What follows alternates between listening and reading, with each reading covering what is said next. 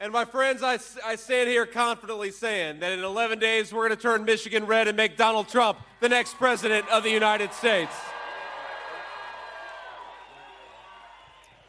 Now, we have some great people here. First of all, he's become like an old friend, GOP Chair Pete Hoekstra. Pete, thank you so much for being here and for all your hard work in our state here. We've got Committeewoman Hema Kolana-Garetti. Oh, I did okay? All right, okay. Thank you, ma'am. I apologize if I butchered your name there, but I appreciate you being here and for all your hard work here. And then, of course, we've got the great founder of Auto Workers for Trump, Brian Pinbecker. Brian, where are you? There we are, man. There he is. That guy is working so hard, and he told me a story. That happened today or yesterday? Today. You cannot make this up. This shows, I'm telling you, that Providence is smiling on the Trump campaign because they were doing a rally at an auto plant not far from here, and right at the moment they were doing the rally outside, the fire alarm inside went off. So they had about 1,000 people come outside in the middle of a Trump rally, and they start cheering and screaming. And I think that means auto workers are going for Trump. That is a good thing. That is a good thing. So, I got to tell you, the last couple weeks I've been having such a good time that I've started to feel bad for Tim Walz. The spirit of bipartisanship is alive and well right now because I realized I've got the easiest job in American politics, and Tim Walz has got the hardest job in American politics. Think about this. Poor Governor Walz, he's got to go around and try to convince the American people that Kamala Harris didn't cause the highest inflation in 40 years. He's got to go around and pretend that Kamala Harris didn't open the American southern border, even though that she bragged that she was going to do it. He's got to go around and pretend that Kamala Harris is ready to lead the world's greatest military, even though she's afraid to answer a tough question from a reporter. That's a pretty hard job. Now think about my job. I got to go around and talk about the fact that when Donald Trump was president, we had the lowest inflation we had had in 40 years. I got to talk about the fact that when Donald Trump was president, take-home pay was rising faster than it had in a generation. And I get to go around and talk about the fact that under Donald Trump's leadership, we put America first and closed the border. Now, that is a record that we're all proud of, and that is a record that in just 12 short days we are going to bring back to the Oval Office when we make Donald Trump the president-elect of the United States.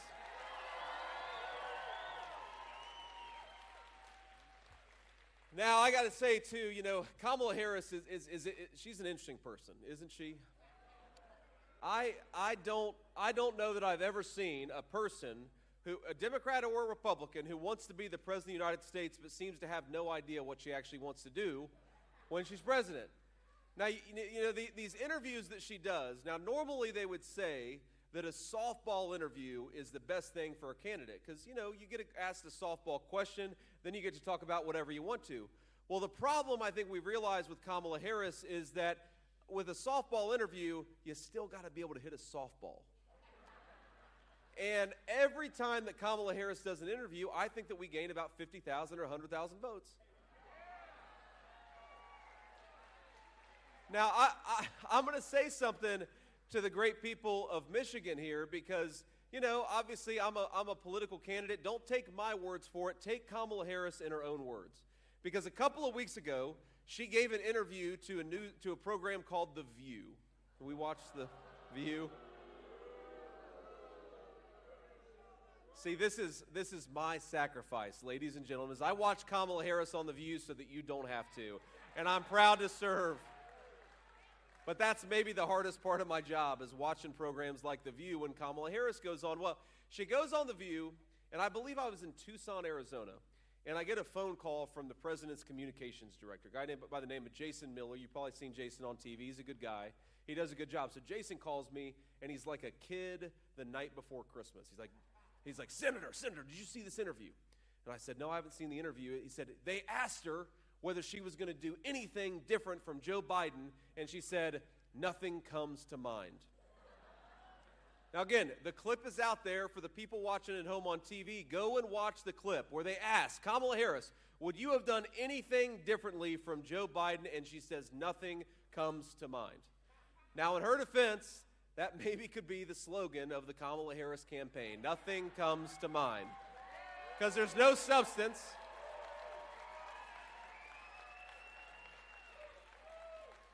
There's no substance at the Kamala Harris campaign. There's no agenda at the Kamala Harris campaign. All there is a record of higher prices, unaffordable groceries, and a wide-open southern border. And our message from the state of Michigan and all over the country in 12 days to Kamala Harris is going to be, you are fired. Go back to San Francisco. We don't need you in Michigan. We don't need you in the White House.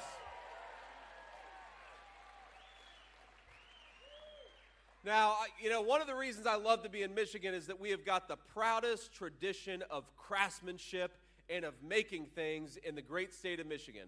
And look, I'm a Buckeye. It is hard for me to say nice things about Michigan.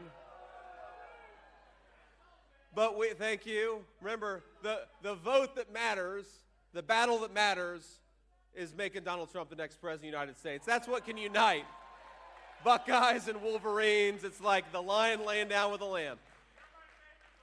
Thank you. So, here's the thing. Under Donald Trump, the American auto industry, our great Michigan auto workers were thriving. And the reason we were doing better than we had in 30 years is because Donald Trump recognized something that, frankly, Republican and Democrat leaders, both parties, had neglected. And it's that if foreign corporations want to use slave labor in China or Mexico, the only way to fight to protect American workers is tariffs. Slap a big fat tariff when they try to bring that crap back into our country. That's how you protect Michigan auto workers. Now, you see Kamala Harris every day. She's attacking the concept of tariffs, but when you attack that, you are attacking the future of the Michigan auto industry. And it's not just that. It's not just that she wants to destroy the Michigan auto industry. It's that she wants to tax all of us so that we can buy electric vehicles made in China. It's the worst economic plan in this country, and it's especially bad for the people of Michigan. Because here's the thing. All of the mining is done in China. All of the materials and the supply chain is in China. So when Kamala Harris says we're going to tax American workers so that they can buy cars, force them to buy cars made in China, what Donald Trump thinks is, first of all, this is America and you ought to be able to drive whatever in the hell car you want to. That's principle one.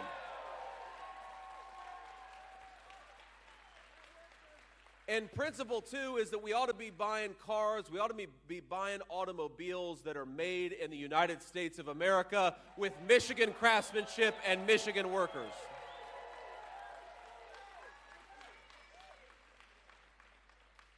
But let's just recount a couple of the bad things that have happened to the auto industry just since Kamala Harris became our vice president. Stellantis announced that it would permanently lay off 2,500 Michigan auto workers, the folks who are making the Ram 1500. And we know a lot of those jobs are going to Mexico or being destroyed altogether. Last year, General Motors let go 1,300 workers at 2 Michigan plants, and Ford, even as we speak, is rolling back electric vehicle production. That is the record of Kamala Harris, and that is the record of a person who is trying to destroy the Michigan auto industry. So here, to all the workers, to their families, my solemn promise is that when Donald Trump is back in the White House, you will have a fighter for the Michigan auto industry and the people who go to work in Michigan auto factories every single day.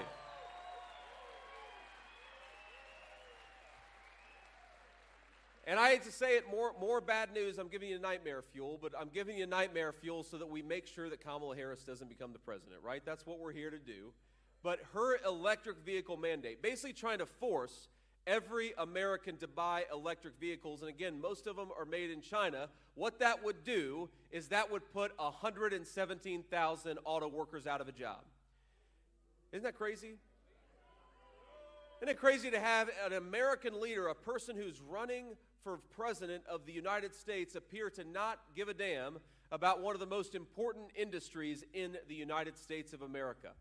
And here is Donald Trump's plan. It's very simple for how we're going to lower prices, but we're also going to bring back more American manufacturing. Number one is you got to make it cheaper to manufacture in the first place, and you got to make it cheaper for Americans to buy energy. The answer is drill, baby, drill. That is the energy plan that's going to put this country back on track. Number two, Kamala Harris. Let's do a little compare and contrast. Kamala Harris is running around, and I've never seen this in my life, a politician running around saying she's going to raise your taxes. Normally, even the ones who want to raise your taxes lie to you and tell you they plan to cut them. But Kamala Harris is going around saying that she wants to raise taxes on American workers and reward corporations that ship jobs overseas. And I think that gets it exactly upside down. Donald Trump is going to cut taxes for American workers and punish the corporations that are shipping American jobs overseas.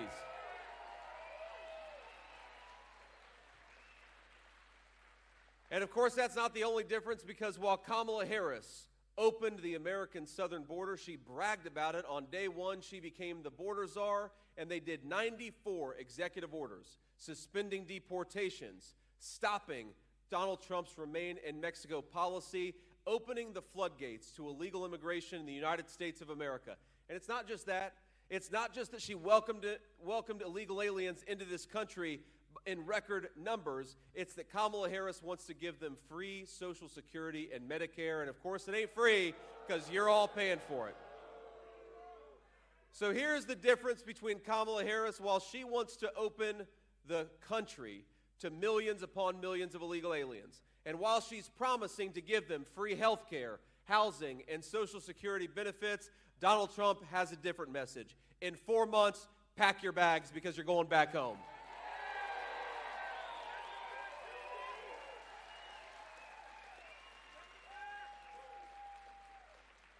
Now, the media always talks about compassion, the need to be compassionate. And I agree, we ought to be compassionate. But let me say two things about compassion. Number one, our compassion, American leadership's compassion, has to start with American citizens, with people who have the right to be here in the first place.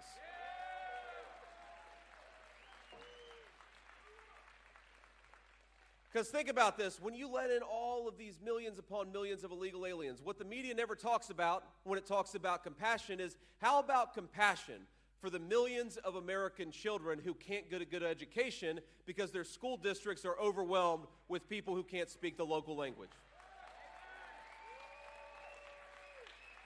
How about we talk about compassion for the millions of Americans who are mourning their relatives who died of a fentanyl overdose from the poison brought in by the Mexican drug cartels? How about compassion for people who are waiting for 3 and 4 hours at hospital emergency rooms because we've let in so many people that the American citizenry can't get access to health care at their own hospitals? Let's have compassion for those American citizens. And let's have compassion for the millions of young Americans who would like to buy a home but can't because housing is unaffordable in the United States of America. And this is something, my friends, the press never wants to talk about this, but here, if you want to solve the housing problem, if you want to make housing more affordable for America's people, you got to do two things. Number one, cut out the ridiculous regulations, lower energy costs, and build more housing. That's number one. You got to build more housing. But number two, you got to make sure that American homes go to American citizens, not to people who have no legal right to be in this country.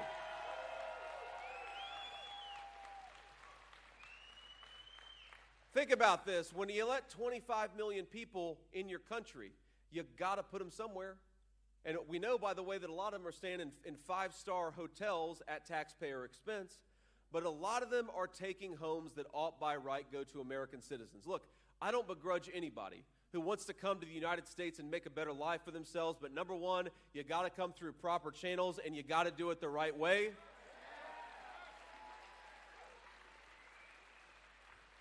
And number two, we need an American president who recognizes the first responsibility of that president is to the American citizenry. We need Donald J. Trump back in the White House.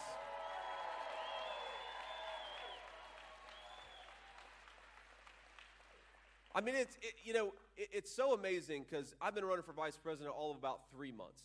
And you get a perspective on this country that will make you so hopeful and so optimistic. I have so much faith in the American people, in your dreams, in your talents, in your abilities. And then on the other hand, I'm so frustrated because those dreams and talents are being held back by the broken leadership of Washington, D.C. I hope that all of us, as frustrated as we sometimes get with Kamala Harris's leadership, as much as we are sometimes angry that Kamala Harris is promising to do more of the same inflation, more of the same high grocery prices, more of the same open border, that when we get Kamala Harris out of the Oval Office, we're going to have a golden age of prosperity under Donald Trump's leadership. I really believe that. We got the best people. We just got to set them free. But here is the crazy thing about what we've done to this country. We've got 425,000 criminal illegal immigrants in the United States of America. That's an unbelievable number. That's more than twice the size. I'm proud to have served 4 years in the United States Marine Corps. That's more than twice the size of the United States Marine Corps. And we got some Marines over here. Thank you for your service, sir. Well, that's okay. We gave the Marines a shout out. We got in the Army. We got some soldiers in here. All right, go Army. Thank you for your service. How about the Air Force? We got any Air Force folks in here. There we go. My friend Fallon. How many sailors? We got any sailors? There we go. And I know we're in Michigan. We got to have some Coast Guardsmen in the great state of Michigan. God bless you guys. Thank all of you for your service. And here's the thing that we have got to do a better job at, is we got to do a better job at reminding Americans and the people who put on the uniform that we respect, we love them, we admire them, and we're going to fight for them. And what kind of message does it send to American veterans when thousands of them are sleeping under bridges and on park benches, but we've got 425,000 illegal criminal migrants in the United States of America? It sends the wrong message. But we're going to send a message when Donald Trump is president that we respect and honor every person who put on the uniform in this country, and we're going to fight for you, and we're going to fight for your safety, for your security, and for your prosperity. Now, I'm going to open the floor up to some media questions here in a second, but I want to leave you with one final thought before we take some questions from the reporters. I really believe, I talked to Pete Hoekstra about this earlier today, I'm not BSing you. I think we're going to win the state of Michigan, and we're going to win the whole presidency for this country. I really do.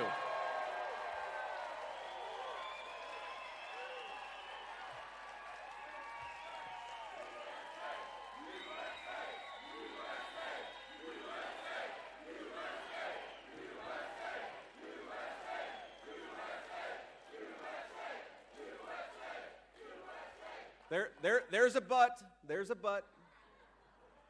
We're only going to win if we get out there and vote. And not just get ourselves out there and vote, but get our friends and family out to vote too. So I'm going to make 3 requests of you before we turn the floor over to the reporters and ask some questions. Number 1, I want every single person in this room, in this hangar, to get out there and vote 10 times.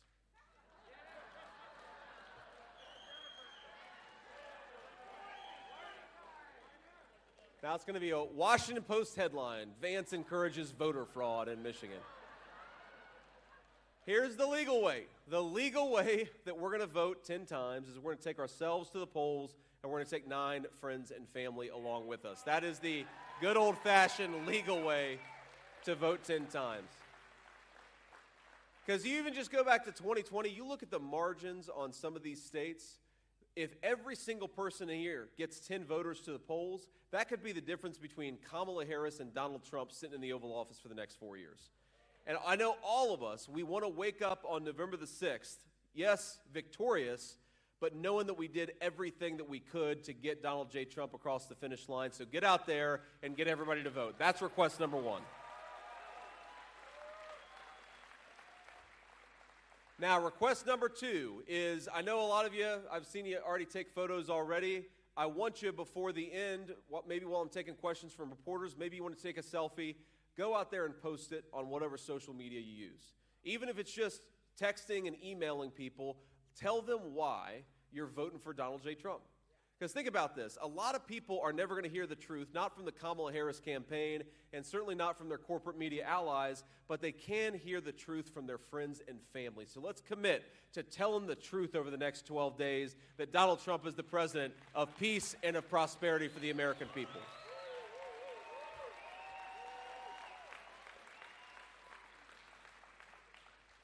And here's the final request, and I want to read this to make sure I get it right. SwampTheVoteUSA.com. That is a website, SwampTheVoteUSA.com.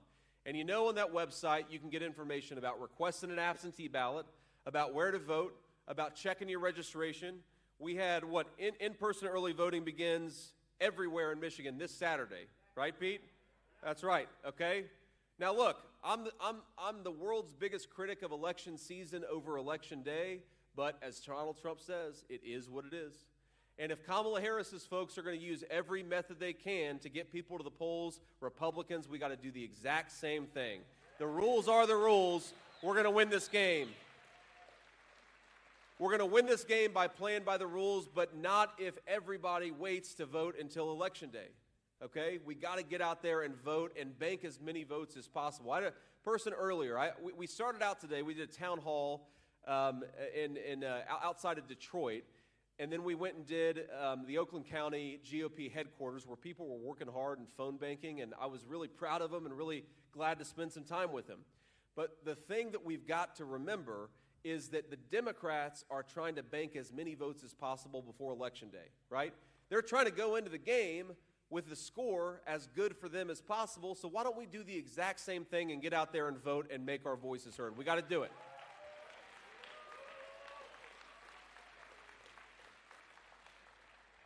So if we do those things, we're going to win this election. We're going to give the American people a president that is actually fit to lead the greatest country in the world. We're going to win Michigan, and we're going to win the United States of America. God bless you guys. Thank you for having me. I love this state, and I'll be back soon. Thank you all. Now, before we leave, we'll take a few questions from the reporters. Let's start with the local folks, as we always do, and if we've got time, we'll go to the national pool afterwards. Senator, good evening. My name is Dave Kinchin. I'm a reporter with Fox 2 in Detroit, sir. As you know, these polls are very tight, especially right here in Michigan within the margin of error. My question, sir, I wanted to get your reaction to President Trump's former chief of staff, John Kelly, who told the New York Times that Trump would rule like a dictator and meets the definition of a fascist. Just want to get your reaction, sir. Yeah, look, you could just record the boos of the crowd, and that's my response to that question. Look, Here's the thing about what John Kelly said. John Kelly was fired by Donald Trump, and he's pissed off about it, and he won't stop talking about it. Now, look, here's the thing. Every time that John Kelly says something happened, you've got 3 or 4 people who were allegedly in the room when it happened saying he's making it up. Even Mike Pence's chief of staff said that John Kelly is making up a bunch of crap about Donald J. Trump. So who do we believe? Do we believe multiple eyewitnesses, or do we believe a disgruntled ex-employee? I believe the multiple eyewitnesses. I think everything that John Kelly said is not true.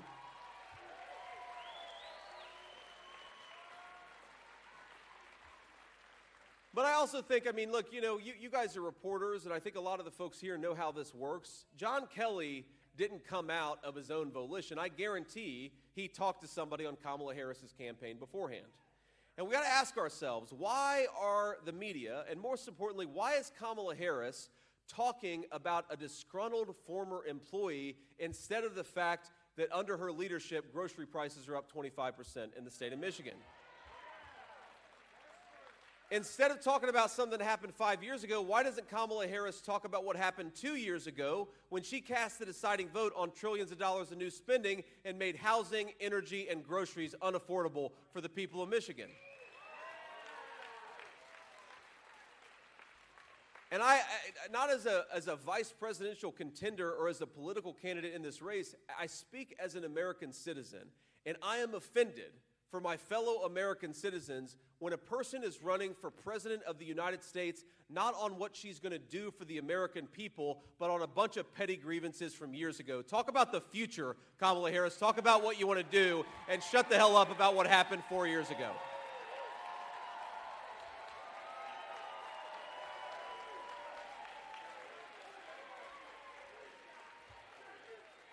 Next question. Hi, Senator John King. That's loud. I am a loud person. John King with Michigan Advance. You were talking about the centerpiece of former President Trump's economic plan being tariffs. Could you maybe explain more in terms of tariffs are paid by the consumer? In fact, putting a tariff on anything is a tax on American consumers. So if you could explain that, if that's wrong, explain how a tariff is not paid by the consumer. Here's why this is wrong. So first of all, let me give you a very precise example, and then two, let me try to understand the theory behind it. Number one, we actually already had a president who imposed tariffs on China, who brought back American manufacturing, and when that president, Donald J. Trump, was president, inflation was 1.5%. So we know that tariffs can protect American workers and also keep inflation low. That's the first thing. The second thing here is we have to ask ourselves, okay, let's say you're a factory and you're deciding whether to invest in the United States of America or to manufacture in China using literal slave labor. I mean, people making $3 a day. I don't want American workers making $3 a day. I want them to earn the kind of wage that can support a family, okay? So here's the thing. You make the stuff in China at $3 a day, and then you try to bring it into the United States, and you undercut the wages of American workers. But if you impose a fat tariff on people who are trying to import that stuff, then American factories and American corporations invest in American workers. That creates good jobs, it creates good products, and it makes us more self-reliant. Because here, we have to remember the same people that said that tariffs always lead to price increases are the same people who said that it would make our country richer if we let China and Mexico manufacture all of our stuff. Now, we all should have learned the hard way during the COVID pandemic. Remember, when hospitals couldn't get hospital gowns and surgical masks for their surgeons because all that crap was made in China. So Americans are paying more for health care. We don't have the medicine and the equipment that we need. We're poorer off, and we're also more reliant on our biggest adversary in the world. That is not a path to prosperity. That is a path ultimately to national slavery. Donald Trump's economic agenda is the path to prosperity and freedom for American people.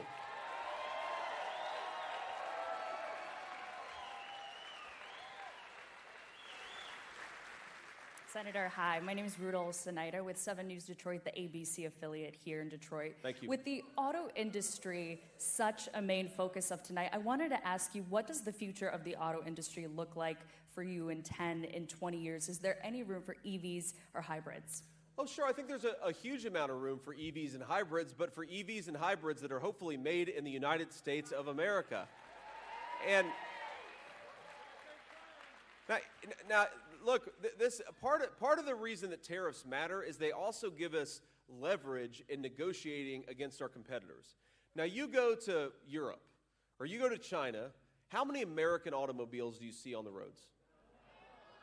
Very, very few, because they have decided to protect their native manufacturing industries, whereas under Kamala Harris's leadership, we basically said, you're on your own. We're going to let foreign corporations and foreign countries poach our industries. It doesn't make any sense. I mean, here's what I think it's going to look like. But the important point is, it doesn't matter what JD Vance or even Donald Trump thinks the industry is going to look like in 15 years, American consumers ought to make the decisions about what cars they want to drive. And they're going to determine what the industry looks like in 10 or 15 years. But I think that probably what it looks like is that you've got a lot of people driving gas-powered cars. You've got probably 20% of the country that it's driving some kind of an EV or a hybrid, and that's about how it shakes out, because that's what I think the American people want. And fundamentally, the Donald Trump economic agenda is about empowering Americans to make their own choices about what they want to buy and how they want to live, and that's how we're going to pursue our economic policy. Thank you. Hi, Senator. My name is Hannah Mackey with the Detroit News. You've spoken out against Chinese battery maker Gotion coming to Michigan. Do you have any reaction to the Politico story that says Gotion was paying Trump campaign manager Susie Wiles' lobbying firm nearly $1 million? No, I don't have a comment because I've never seen that story. I will certainly read that story and try to understand what's going on there. But what I will say is that President Trump and by the way, you know I forgot to give a shout out to is the great Senate candidate Mike Rogers, who's doing a hell of a job. And I think that we ought to get out there and vote for him. But I think the simple fact is that we want American businesses to hire American workers and to invest in the American economy. That's what we want. The problem with the Gotion facility is fundamentally we're talking about Chinese investment, which doesn't make us more self-reliant. In fact, I think it probably makes us more reliant on the Communist Chinese Party. The whole principle behind Donald Trump's approach to economics is that if we're more self-reliant as a people, think about that. That means fewer people who are on welfare and more people who have a dignified middle-class job. That means that if we, God forbid, get into a war, we can make our own weapons that our troops are carrying instead of relying on some foreign corporation.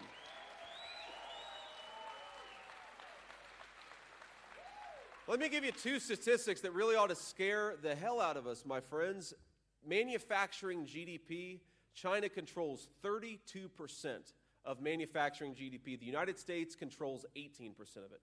We used to be the manufacturing power of the entire world. We're going to get back there under Donald Trump's leadership. Let me give you a second statistic that should worry us. Last year, for the first time in a very long time, America became a net importer of our food. You know what that means?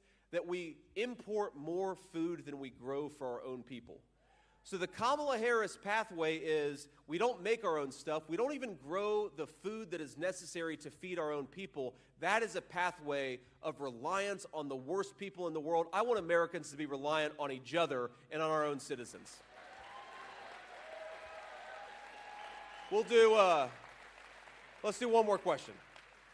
Hi, my name is Darylyn Horn. I work with WWJ News Radio in Detroit. Stellantis is not an American-owned company, so how will you hold the CEOs accountable and help those people who were laid off?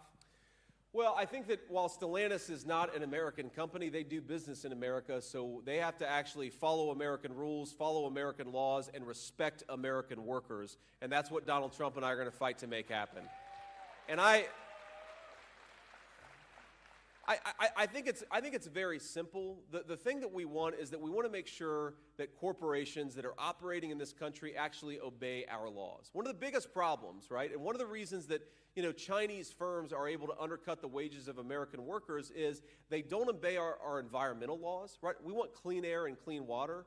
But if a Chinese corporation is doing business in a very dirty way, that poisons our environment and destroys the wages of our workers. If they're not paying their workers a decent wage, they're undercutting the wages of American workers. We have got to become more self-reliant. We've got to protect our own country, our own people, and our own economy. And that's the Donald Trump plan. Now, let me leave you with a final thought here. And, look, I recognize that we've got just 12 days or, as we used to say in the Marine Corps, 11 days and a wake-up. That's how long we have. And it's getting down to the wire, and I'm getting excited about it, but it's also hard to believe we're so close to the end. Here's what I'd ask you to do. I'd ask you to think of yourselves as fighters, but fighters not just for a cause or for a set of ideas, and especially not for political candidates. I want you to think of yourself as fighters for your fellow Americans, because there are a lot of people here that aren't at this rally, but a lot of people in the state of Michigan that desperately need better leadership in Washington, D.C. I remember when I was a kid, and I was raised by my grandmother, as a lot of you know, because my mom struggled with drug addiction for a big chunk of my early life. And I remember, because Ohio gets not quite as cold as Michigan, but gets pretty cold in the winter. And I remember sometimes, if times were especially tight, my grandmother, I called her Mamaw, Mamaw would say, you know what, we're not going to turn on the heater tonight. We're going to throw a few extra blankets on the bed, and that's how we're going to get through this winter with our finances still intact. And I happen to believe that we have got the richest and most bountiful energy reserves anywhere in the entire world. If you work hard and play by the rules, you ought to be able to heat your home in a cold winter night. That's what we're fighting for.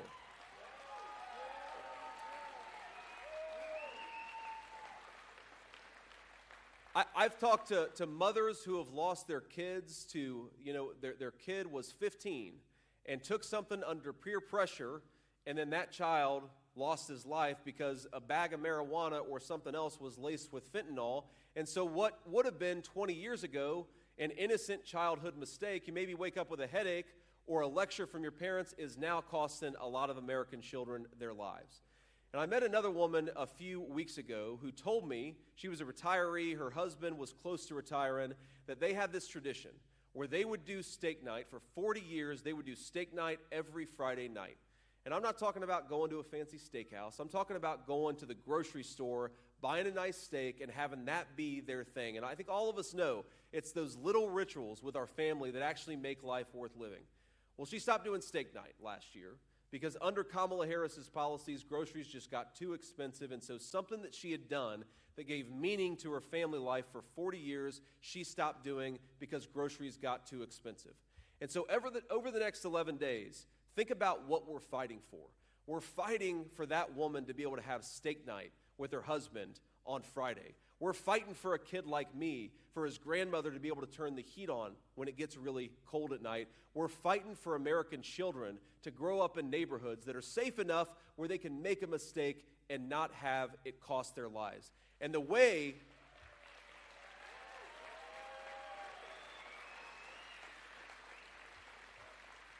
that we are going to make their lives better is to give the American people a president who is fit to lead this great nation. Vote Donald J. Trump, and make sure your friends and family do too. God bless you all. Thank you for having me. I'll see you soon, Michigan.